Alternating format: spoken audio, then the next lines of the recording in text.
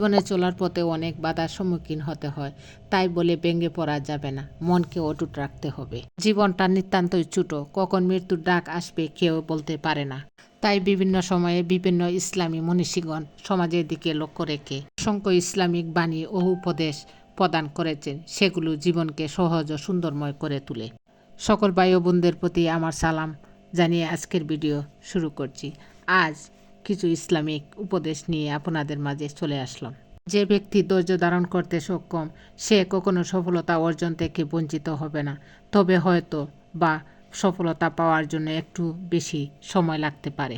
অপরের কষ্ট দূর করার জন্য কষ্ট করার মাঝে রয়েছে মহত্বের প্রকৃত নির্যাস। মানুষের ভেতরে এমন একটি অংশ আছে, ওই অংশটি যদি পরিশুদ্ধ হয় তাহলে মানবদেহের পুরো অংশ পরিশুদ্ধ হয়, কিন্তু যদি ওই অংশটি নষ্ট হয়ে যায় তাহলে মানবদেহের পুরো অংশ নষ্ট হয়ে যায়। সেই অংশটি হলো আত্মা। মাতা পিতাকে কষ্ট দেবে না, তারা যদি তোমাকে তোমার সন্তান সন্ততি ও বিষয় সম্পদ থেকে বিচ্ছিন্ন করে দেয় তবুও।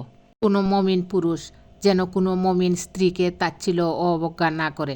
তার আচার আচরণের কোনো একটি অপছন্দনীয় হলেও অন্যটি সন্তোষজনক হতে পারে। ধৈর্য এমন একটি গাছ যার সারা গায়ে কাটা, কিন্তু ফল অত্যন্ত মজাদার। বুদ্ধিমানেরা কোনো কিছু প্রথমে অন্তর দিয়ে অনুভব করে, তারপর সে সম্বন্ধে মন্তব্য করে, আর নির্বুদ্ধেরা প্রথমে মন্তব্য করে বসে এবং পরে চিন্তা করে। নিশ্চয়ই একজন লোকের কোনো কাজ ছাড়া অযথা বসে থাকা দেখতে আমি ঘৃণা করি, যখন সে দুনিয়ার জীবনের জন্য কোনো কাজ করছে না, এমনকি আখিরাতের জন্য কিছু করছে না। 5টি ঘটনার পূর্বে 5টি জিনিসকে মূল্যবান মনে করবে। তোমার বৃদ্ধ বয়সের পূর্বে তোমার যৌবনকে, ব্যাধির পূর্বে সুস্থতাকে, দরিদ্রতার পূর্বে সচ্ছলতাকে, কর্মব্যস্ততার পূর্বে অবসরকে এবং মৃত্যুর পূর্বে জীবনকে।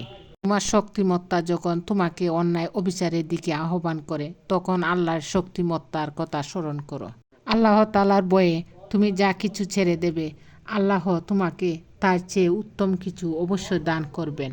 রমজান আল্লাহ ও বান্দার মাঝে নিতান্তই গোপন ইবাদত, তাই এর মাধ্যমে আল্লাহ ও বান্দার মাঝে সম্পর্ক দৃঢ়তর হয়।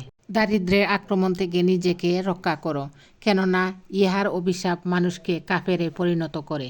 মানুষ যখন গর্ব করে সুন্দরভাবে কথা বলার মাধ্যমে, তুমি তখন গর্ব করো নীরবতা সহকারে অন্যের কথা সুন্দরভাবে শোনার মাধ্যমে। কার্পণ্য ত্যাগ করো, নতুবা তোমার আপনজনরা তোমার জন্য লজ্জিত হবে এবং অপরে তোমাকে ঘৃণা করবে। নিশ্চয়ই যে ব্যক্তি একাই একটি শহর দখল করে ফেলে, তার চেয়েও বেশি শক্তিশালী সেই ব্যক্তি যে নিজের কামনাকে জয় করে। ধন্যবাদ সবাইকে। আসসালামু আলাইকুম।